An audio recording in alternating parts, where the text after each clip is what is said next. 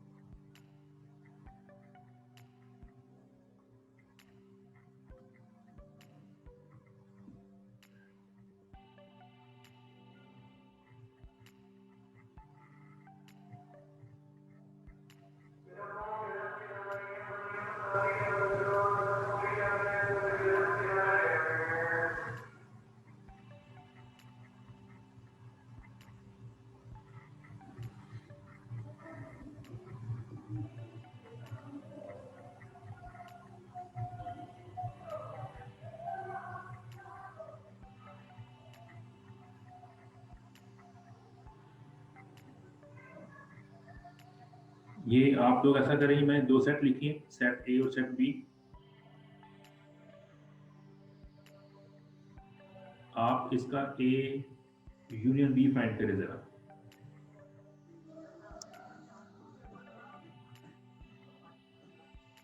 Sir 1 2 3 4 5 6 7 8 9।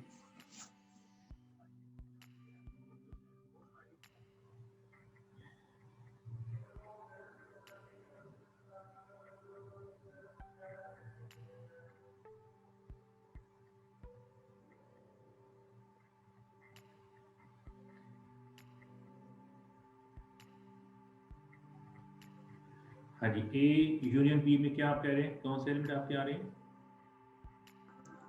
Sir 1 2 3 4 5 6 7 8 9। चलिए ठीक है, बाकी देखिए जरा, ठीक लिखा हुआ है?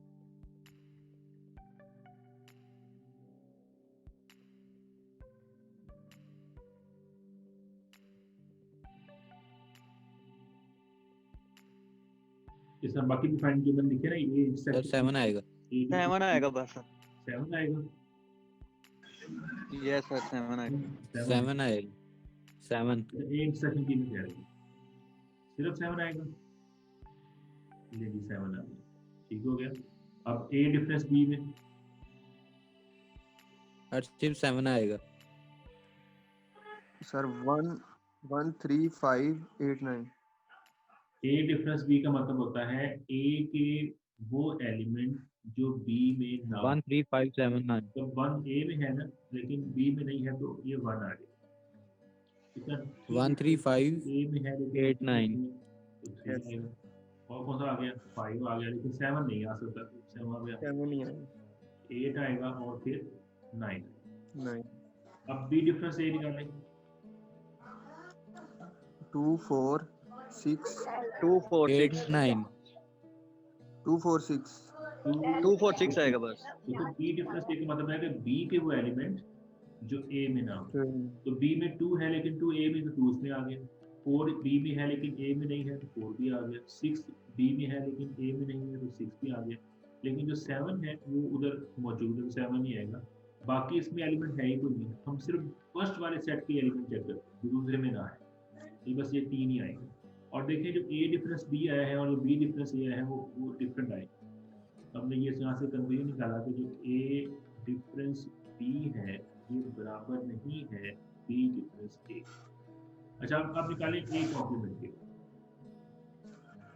सर u माइनस ए आएगा, यूनिवर्सल 1 से लेके 10 तक। यू आएगा, तो यू आप डिफाइन कर लें, यू जो होगा आप पहले 10 तक ले लें, 1 2 3 सो ऑन टिल 10 तक ले लें। यू यूनिवर्सल होता है, यू डिफरेंस ए 2 4 6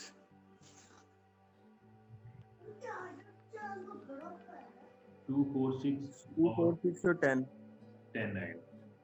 बाकी भी देखें ए कॉम्प्लीमेंट क्या होता है, यू डिफरेंस ए। यू क्या है, यूनिवर्सल में यहाँ डिफाइन करें पहले 10 तो पहले यू लिखें, इसमें आएगा 1, इसमें 2, इसमें 3 सो ऑन टिल 10 तक आएगा। और डिफरेंस आएगा ए, जो ए सेट पर डिफाइन किया हुआ है, ये 1 है, ये 3 है, ये 5 है, ये 7 है, ये 8 है और ये 9।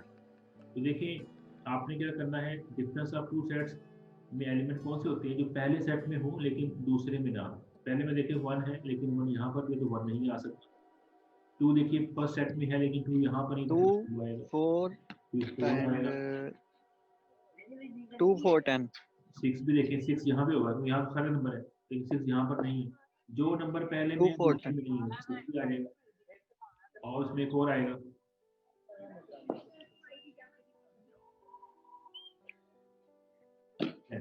टेन 2 4 6 10 2 4 6 10 ये आपका आ गया ए कॉम्प्लीमेंट। इस तरह आप निकालें बी कॉम्प्लीमेंट। सर 1 3 5 8 9 10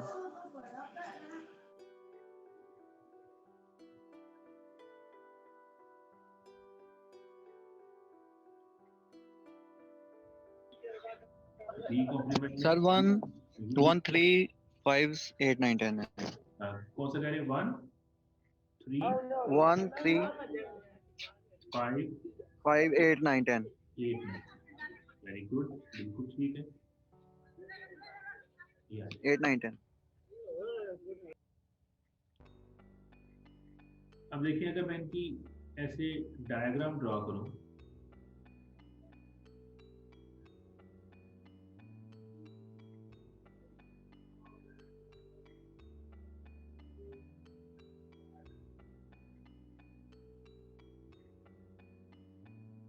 और एक का नाम मैं रख दूं, ये यूनिवर्सल सेट है पूरा, जो रेक्टेंगल है। ये एक जो सर्कल है वो ए है, दूसरे का आप नाम बी रख लें।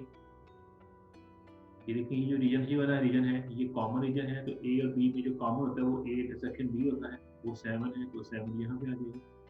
बाकी ए के एलिमेंट देखिए 1 3 5 7 8 9, 7 आ चुका हुआ है, तो बाकी एलिमेंट यहाँ पे आ जाएंगे। 1 आ जाएगा, कहीं 3 आएगा, कहीं 5 आएगा, 7 पहले आ चुका हुआ है, कहीं 8 आ जाएगा और कहीं 9। फिर बी देखिए, बी में जो बी के एलिमेंट है वो 2 4 6 7 है, 7 बी में पहले ही आ चुका हुआ, 2 कहीं आएगा, 4 आएगा, कहीं 6 आ जाएगा। 1 भी आ गया, इधर 2 है, 3 आ गया, 4 आ गया, 5 आ गया, 6 7 8 9, लेकिन देखिए 10 कहीं नहीं आया, तो इसका मतलब 10 कहाँ पे आएगा, वो बाहर आ जाएगा, ये 10। यानी इस यूनिवर्सल सेट में जो रेक्टेंगल है, हमने सारे एलिमेंट को जो जो उनकी जगह बनती थी वो रिप्रेजेंट है, वो वहाँ पे इसको रिप्रेजेंट कर दिया। अब इसमें इस वेन डायग्राम के अंदर जो कॉमन रीजन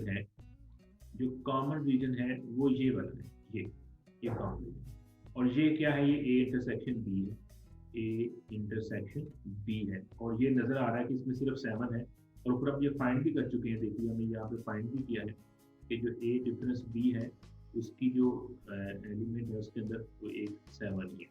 तो देखिए यहाँ पर भी वो 7 ही शो है। ए यूनिट बी क्या होता है, ए के सारे एलिमेंट सारे बी के सारा ये जो रीजन है सारा का सारा आप उसमें काउंट कर लें, उसमें 1 3 2 सारे आ जाएंगे, सिर्फ 10 नहीं आएगा, बाकी सारे यहाँ चेक करिए, यहाँ पे सारे वही एलिमेंट शो हो रहे हैं। अच्छा, उसके बाद ए डिफरेंस बी क्या होगा, वेन डायग्राम में ए डिफरेंस बी क्या होता है, वो कौन सा रीजन होगा। मैं अगर उसी को ब्लू से रिप्रेजेंट करूँ तो ए डिफरेंस बी का मतलब है ये वाला, ऐसे एलिमेंट ए के वो एलिमेंट जो सर ए वाला होगा, ए वाला होगा जी सर। ए डिफरेंस बी, ए के वो एलिमेंट जो बी में नहीं है, कौन से आए थे ये 1 नहीं, ये नहीं, 1 3 5, इसमें तो 1 3 5 नहीं आ रहा, 1 3 5 8 ये दूसरा आ रहा था, ए डिफरेंस बी का आ रहा था, ए का वो सर ए वाला है, ए वाला डिफरेंस है, ये नहीं आएगा, ये आएगा ए, क्योंकि ए है डिफरेंस, ए डिफरेंस बी, ए के वो एलिमेंट जो बी में हो, क्योंकि ए का वो पोर्शन जिसमें बी का कोई अमल दखल नहीं है, ये जो पोर्शन है ये ए डिफरेंस बी है, इसमें बी पोर्शन बी डिफरेंस बनेगा, बी डिफरेंस है, वो बी का वो पोर्शन होगा जो ए से इंडिपेंडेंट होगा, तो वो ये बनेगा। इसका मतलब हुआ ये दरमियान का रीजन कौन सा है, ये A difference B, A intersection B है ना, इसका हुआ कि ए इंटरसेक्शन बी और फिर ए डिफरेंस बी और फिर बी डिफरेंस ए, इन सबको यूनाइट कर दें तो क्या आंसर आना चाहिए? सारा का रीजन जो कि ए यूनियन बी के बराबर है। ये फिर इसमें ये रद्दी बन जाएगी, क्योंकि जो कॉमन रीजन है वो ए इंटरसेक्शन बी है, वो आपका ए बन गया। जो ये वाला रीजन है ये ए डिफरेंस बी है, ये मैंने यहाँ लिख दिया। जो ये रीजन है बी डिफरेंस है वो यहाँ आ गया, और कंबाइन जब करेंगे तो सारा ए बी का बचेगा, जिसको ए यूनियन बी कहते हैं, वो आप इससे बना। अच्छा, ए कॉम्प्लीमेंट क्या होगा? जो ए के बाहर है, हर वो रीजन जो ए के बाहर है वो ए कॉम्प्लीमेंट होता है। मैं दोबारा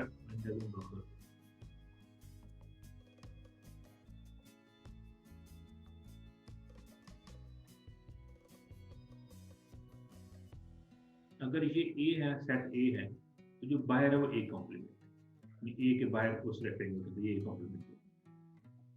यानी ए कॉम्प्लीमेंट और ए में कुछ भी कॉमन नहीं है। अगर आप ए कॉम्प्लीमेंट और इंटरसेक्शन करें ए का ए कॉम्प्लीमेंट, उसमें कुछ भी कॉमन नहीं आएगा, उसका आंसर आएगा नल सेट, यानी कि पाई सेट। इसको हम पाई सेट करेंगे। और अगर मैं ए का और ए कॉम्प्लीमेंट का यूनियन ले लूं, फिर क्या रिजल्ट आएगा? अगर मैं यूनाइट कर दूं, फिर क्या आंसर आना चाहिए? Universal set. यूनिवर्सल सेट, यानी सारी की सारी रेक्टेंगल। Very good. अच्छा, इसी तरह जो यू है, जो कि पूरा यूनिवर्सल सेट है, इसका कॉम्प्लीमेंट अगर लिया जाए, इस पूरे यू का जो पूरा का पूरा ये जो रेक्टेंगल है, इसका कॉम्प्लीमेंट क्या होगा? इसके बाहर कुछ भी नहीं है, तो बन जाएगा मेरे पास फाई। इसका अगर फाई का लूँ कॉम्प्लीमेंट, तो वो बन जाएगा यू। ये मैं वीडियो में लॉ मैंने बताए थे, ये वो लॉ है जो आपको मेमोराइज करनी पड़ेगी। आरएनटी लॉ था, रेफरेंट लॉ था, ये सब चीजें ना, ये बिल्कुल विविड है। आप वेन डायग्राम में को ऑब्जर्व कर सकते हैं कि ये किसको रिप्रेजेंट कर रही है।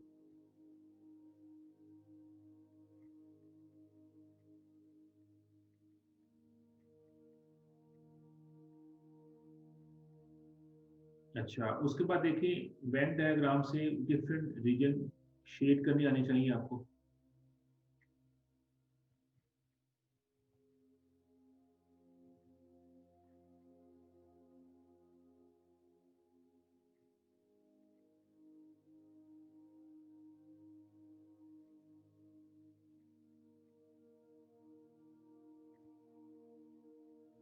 इसके अंदर अगर मैं कहूँ कि भी ए यूनियन बी का कौन सा रीजन बनता है, तो आपको पता होना चाहिए।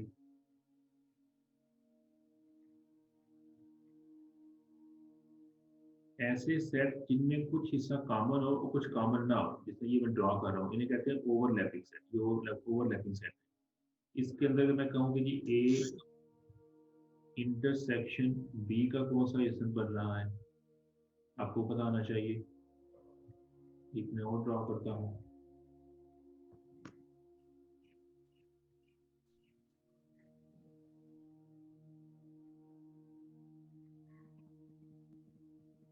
और यहाँ से अगर मैं कहूँ कि जी ए डिफरेंस बी, देखिए पहली आप डायग्राम पे आ जाइए।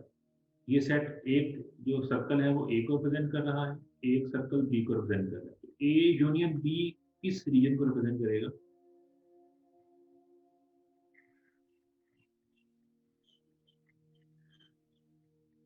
यूनियन मीन यूनाइट कर, ए और बी दोनों के एलिमेंट को इकट्ठा कर दें। तो आप ए का भी ले लेंगे इसके अंदर और बी का भी ले लेंगे, तो इसका मतलब ये सारे के सारे जो दोनों सर्कल हैं ये शेड करने, ये शेडिंग हिस्सा होगा, ये रिप्रेजेंट कर रहा है ए विद बी को, ए बी और U B, sorry B B, जब यू ले रहे हैं यूनाइट कर रहे हैं। लेकिन जब आप इंटरसेक्शन ले रहे हैं, तो उसका मतलब आप सिर्फ उनमें कॉमन ले रहे हैं, जो ए के अंदर भी है और बी के अंदर भी है। तो फिर आप क्या करेंगे? सिर्फ कॉमन रीजन जो है ए और बी का, आप वो सेट करेंगे। देखिए ये सेट ए है, ये सेट बी है, कॉमन कौन सा बन गया? ये वाला कॉमन। तो ये आपका कौन सा रीजन बन गया? ये आपका ए इंटरसेक्शन बी।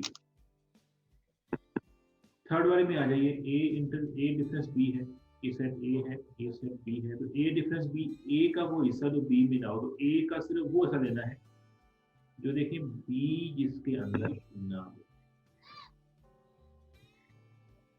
ये हिस्सा। ठीक है, बी डिफरेंस ए भी करेंगे तो उसमें बी वाला कर दें। ये तीन डायग्राम मैंने बनाई है, और सेट मैंने लिया है ओवरलैपिंग सेट, मैंने ओवरलैपिंग सेट लिया है। ओवरलैपिंग सेट ऐसे होते हैं इनमें कुछ कॉमन आए और कुछ कॉमन ना आए, लेकिन जरूरी नहीं कि हर दफा दो सेट ओवरलैपिंग भी हो। ये तो इस तरह का सेट ऐसे हो जिनमें कुछ भी कॉमन ना है। Let's take that case.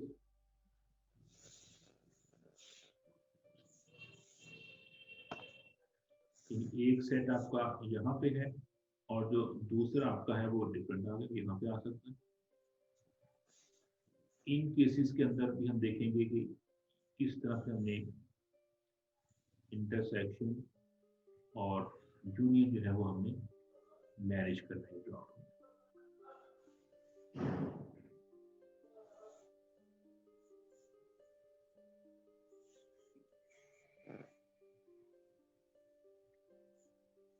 अच्छा, इसमें देखिए वही है, इसमें भी वही है कि हमारे पास ये फर्स्ट सेट ए है और सेकंड सेट बी है।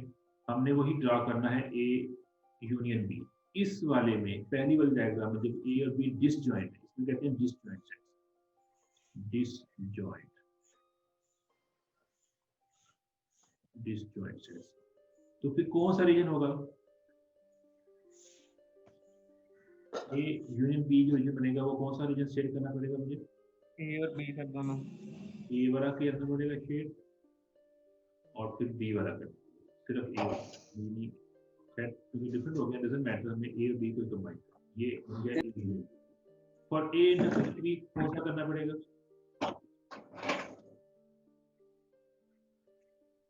सर 5 सेट कोई भी नहीं रीजन होगा, क्योंकि ए इंटरसेक्शन बी का मतलब बनता है उनका कॉमन। तो अब देखो ए अलग है बी अलग है, उसमें कुछ कॉमन नहीं है, इसका मतलब इसमें कोई भी रीजन हमें शेड नहीं करना पड़ेगा। लास्ट में आ जाए ए डिफरेंस, होंडा ही है क्लास सिर्फ ए का। ए डिफरेंस बी का मतलब है कि ए के एलिमेंट जो बी में ना हो, क्योंकि अब उस सब है ही डिफरेंट, तो सिंबल सारा का इसमें ए आ जाए। इसमें जब आप बी डिफरेंस ले लेंगे उसके अंदर फिर बी आ जाएगा।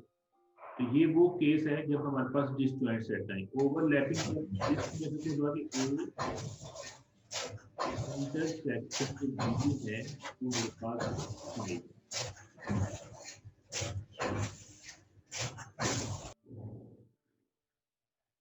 ठीक हो गया। और ओवरलैपिंग सेट का मतलब होता है कि ए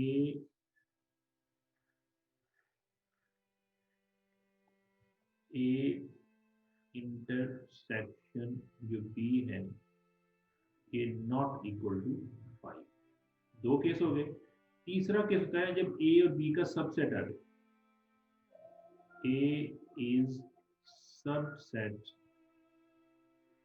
ऑफ बी, यानी ए इस तरह लिखते हैं बी के अंदर ए के सारे एलिमेंट बी के अंदर आ जाए, फिर इन वेन डायग्राम की क्या शेप बनेगी? इन तीन ही ऑपरेशन के लिए हम इसको भी देख लेते हैं।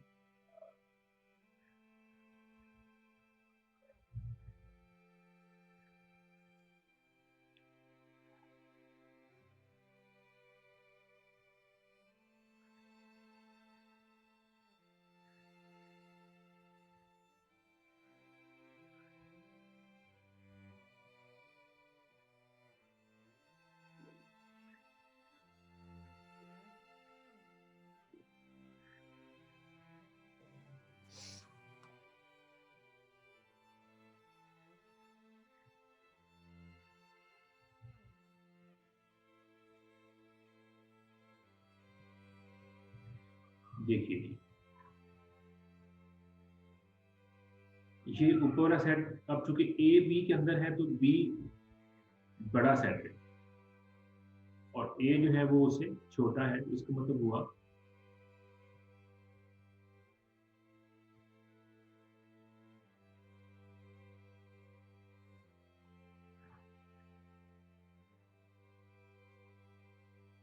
ये जो बाएं वाला होगा ये बी होगा और जो अंदर वाला है ये ए होगा। हमने वही फाइंड करना है A union B. A union B के हम दोनों को शेड कर देंगे, दोनों को इकट्ठे कर लेंगे। तो इस केस में आपने क्या करना है? दोनों को शेड कर, दोनों को, उसमें ए भी शेड होगा उसमें बी भी शेड होगा, ये आपका बनेगा ए यूनियन बी। और अगर हम फाइंड करना चाहते हैं ए इंटरसेक्शन बी, तो फिर कौन सा रीजन शेड करना पड़ेगा?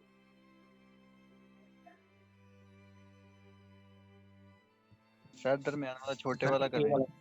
जो दोनों में कॉमन है, ये बाहर वाला बी है, ये छोटे वाला हिस्सा है। ये छोटे वाला जो होगा ना, ये इसका मतलब हुआ कि ए इंटरसेक्शन बी का जो आंसर है वो सिर्फ ए आया है अगर ए सबसेट है बी।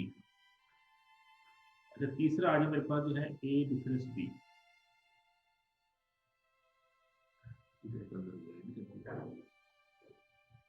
ए डिफरेंस बी, ये बाहर वाला बी है और अंदर वाला ए। तो आपने ए डिफरेंस बी निकालना है, ए की वो एलिमेंट जो बी में ना, फिर कौन सा एलिमेंट शेड करना पड़ेगा? ए वाले ए के वो एलिमेंट जो बी में ना हो। तो देखिए ये वाला, सारे के सारे एलिमेंट बी के अंदर है, तो जब ए का सबसेट है तो ऐसा ए का कोई एलिमेंट नहीं है जो बी में ना हो, सारे उसके बी के अंदर है, तो इसमें कोई रीजन उसका शेड नहीं है। ऐसा ही है, ये ऐसा ठीक हो गया। अगर बी डिफरेंस ए हो, अगर इसमें बी डिफरेंस ए आपको कह दिया जाए कि बी डिफरेंस ए क्या होगा, तो फिर हम बी को करेंगे और ए को छोड़ सकते हैं, लेकिन ए डिफरेंस बी जो उसके अंदर है तो उसका कोई रीजन शेड नहीं होगा। देखिए डिफरेंट केसेस मैंने बनाए हैं, ओवरलैपिंग सेट के लिए, डिस्जॉइंट सेट के लिए। जब सब, अब ये एक और बन सकता है जिसमें अगर आप ए को बाहर रखें और बी को अंदर रखें, मतलब बी सबसेट ए कर दें, उसके फिर ये तीन इस तरह बनाकर हम उसका भी ड्रॉ कर सकते हैं। आखिरी वाले में फर्क पड़ेगा, बाकी दोनों सेम आ जाएंगे।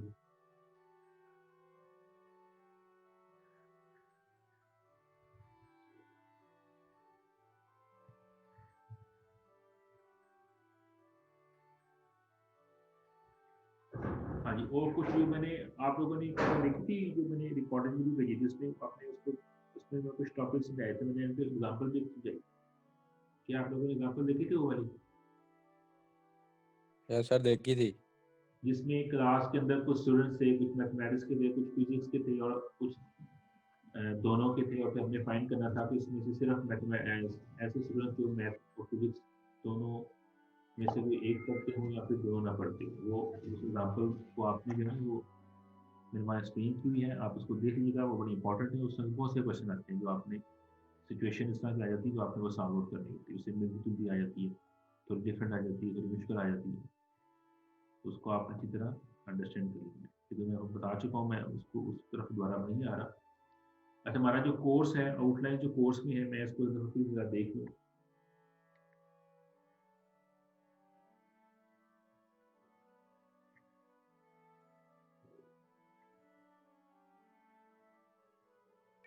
सर आपके कोई नोट्स वगैरह पर हैं दस्तियाब कहीं पे?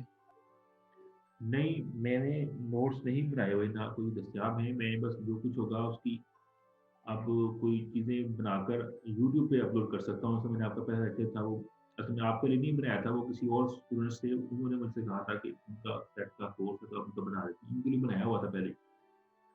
तो आपका जो कि पहले कोर्स तो और था, और जब इधर ये आया तो फिर मैंने वो आपको रेफर कर दिया, आप कॉन्टेंट उसको वही है तो आपको रेफर कर दिया था। तो वैसे मेरे नोट्स कोई नहीं है।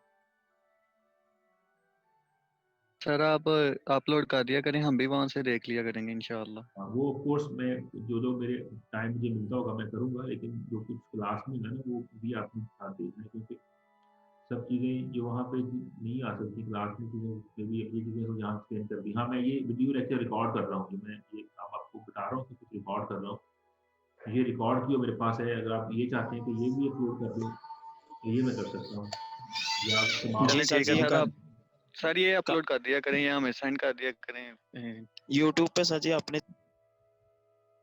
सॉरी ये म्यूट हो गया है। क्या कह रहे थे अली हमजा? सर ये यूट्यूब पे आप अपलोड कर दिया करें, यही रिकॉर्डिंग हम वहां से देख लिया करेंगे। ठीक है, जो मतलब स्टूडेंट्स नहीं अटेंड कर पाए क्लास किसी वजह से, तो चलिए उसको जी है वो वहीं से कर लिया करें। पता हो कि ये हमने कंटेंट पढ़ा हुआ है, तो ये मैं कर दूंगा। अच्छा, हमारे साथ जो और हैं जो कोर्स के कंटेंट हैं, सेट के बाद है relation between sets and operations set है। अच्छा, अभी बुक जो है ना, मैं अभी तक नहीं साइड ढूंढी नहीं है, कल आपकी क्लास में नहीं होनी, तो मैं कल देख कर सैटरडे को जो है ना बुक से करेंगे। लेकिन क्योंकि हमारे पास टॉपिक ऑलरेडी मौजूद है, तो हम टॉपिक के लिहाज से कुछ कुछ चीजें गो थ्रू कर लेते हैं।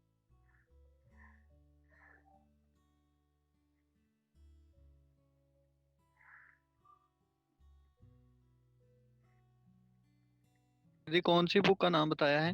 नहीं अभी बुक नहीं है, मैंने आपकी जो नीचे बुक लिखी हुई है ना, तो मैं देखता हूँ कि वो अवेलेबल हमें है कि नहीं है, मैं फिर आपको बुक नहीं देना ठीक। बताऊंगा, फिलहाल मुझे चल टाइम नहीं दिया। ठीक सर, क्योंकि थैंक यू मेरे सर। देख क्लास का टाइम 10 मिनट्स रह गया, बाकी ये जूम पे ना वो हर 10 मिनट 40 मिनट का लेक्चर होता है, उसके बाद ये बंद कर देता है। कि आप लोगों को ये इसके बारे में पता है, ये मेरा ही ऐसा कर रहा है या ये बाय डिफॉल्ट होती 40 मिनट्स की मीटिंग है? ये सर जी 40 मिनट की मीटिंग होती है। लैपटॉप पे, लेकिन मोबाइल पे तो मैंने कई दफा ऐसा देखा है कि मैंने घंटे से ज्यादा भी मीटिंग अटेंड की हुई है। क्या लैपटॉप पे ये रिस्ट्रिक्शन होती है?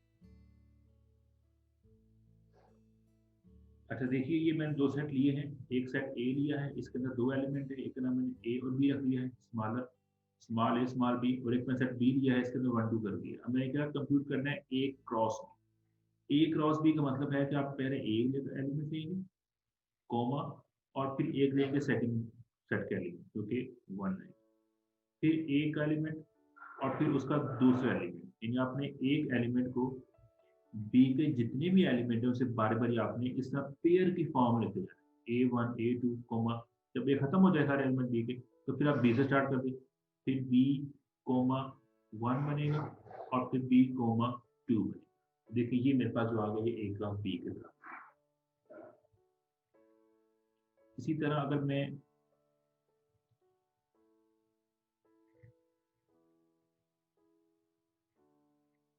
ए लेता हूँ 1 2 और 3 और बी लेता हूँ मैं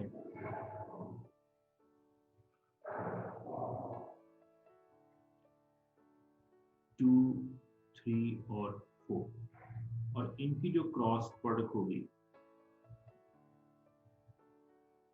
वो क्या होगी 1,2। देखिए उसका पहले एलिमेंट चूज करें सेट ए का जो कि 1 है, और बी के तमाम एलिमेंट्स इनको कंबाइन कर दें 1,2, फिर 1,3 1 एंड 4 आएगा, खत्म हो गया बी के एलिमेंट। अब स्टार्ट नेक्स्ट 2 से कर दीजिए, तो 2,2 आएगा, 2,3 आएगा, 2,4 आएगा, उसके बाद फिर आएगा 3 एंड 1 3 एंड 2 3 एंड 3 बन जाएगा।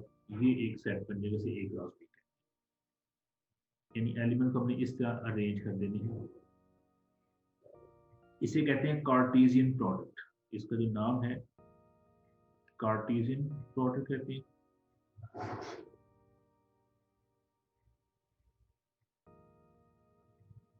Product of two sets. देखिए पहले वाली एग्जांपल में जो मैंने ली है, जो number of element in set ए थे, इसको ऐसे लेते हैं नंबर ऑफ एलिमेंट इन ए, वो 2 थे, या उसको ऐसे भी लिख सकते हैं ए और ऐसे मॉड वाले थे, ये 2 थे।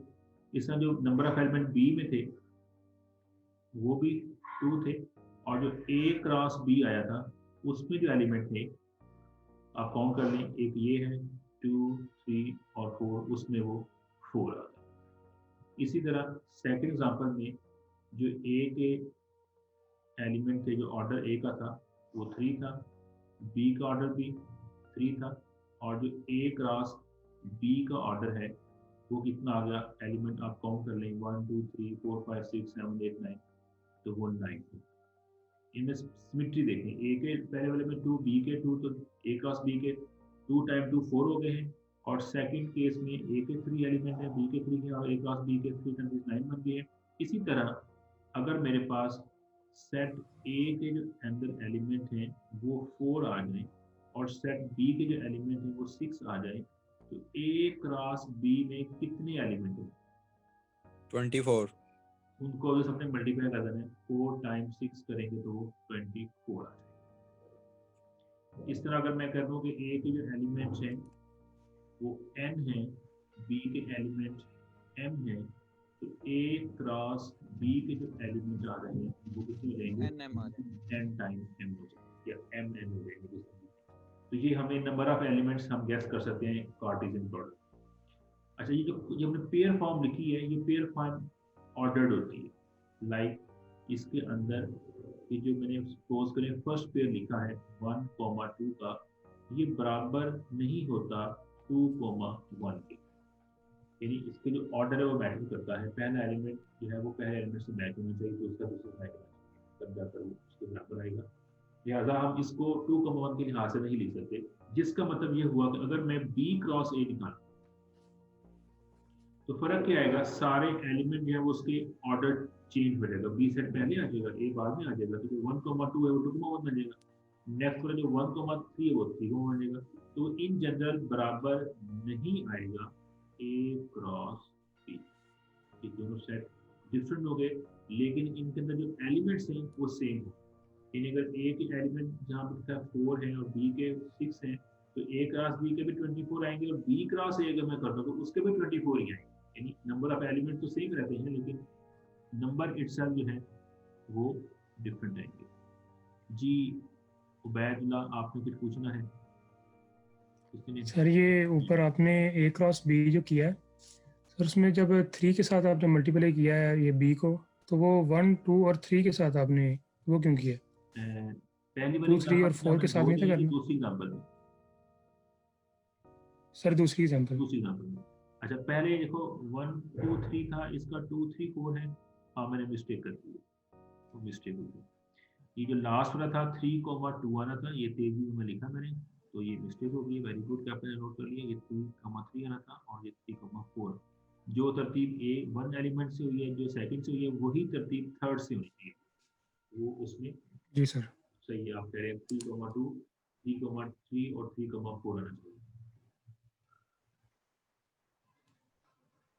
अच्छा, ये कार्टेशियन प्रोडक्ट, इसको आगे हम कंटिन्यू करेंगे। ये अभी इसका जस्ट मैंने स्टार्ट लिया है, इसमें कुछ रिलेशंस डिफाइन करेंगे, और फिर उन रिलेशंस को हम फंक्शंस तक या मैपिंग तक कन्वर्ट करेंगे। यहाँ तक आज का लेक्चर काफ़ी है। अगर किसी ने कोई क्वेश्चन पूछना है तो मुझसे इस जो कुछ पढ़ा है पूछ सकते हैं। सर जरा ये पेज को ऊपर से शुरू कीजिएगा, स्क्रीनशॉट ले लें। एक मिनट है।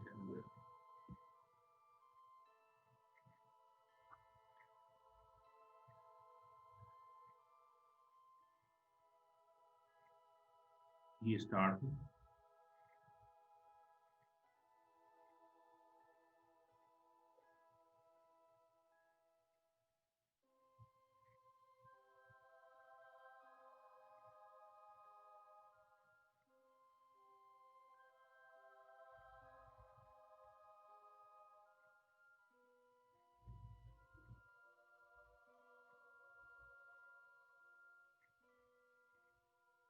ठीक हो गया जी?